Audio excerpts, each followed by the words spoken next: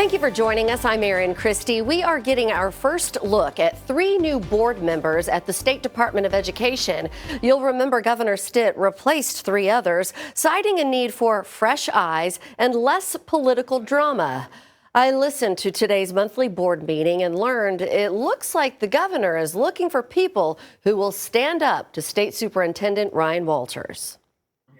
During Ryan Walters' tenure as state superintendent, board members have consistently voted in alignment with any of his proposals.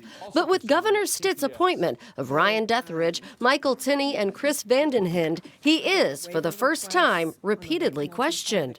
Superintendent Walters, can I ask you a question on that topic? When Walters says he's asking the Attorney General whether a new presidential order means federal funds can be blocked to undocumented students, Vandenhinde steps in.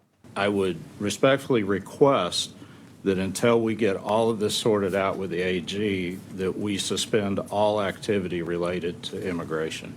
But the board attorney said immigration could not be discussed because it wasn't on the agenda. And he said Walters must approve the agenda items. So later, all 3 new members tried discussing how they would get an item on the agenda.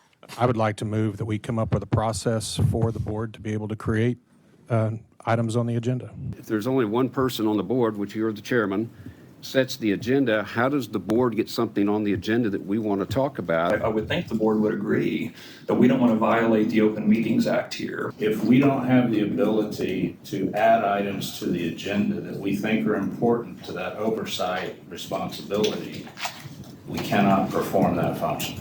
There are statutes that clearly say that the superintendent has the control over the State Board of Education and the board itself. There are statutes that say that. I looked up our state statutes and could not find anything specifying the superintendent controls the agenda. I also could not find where the state superintendent controls the board.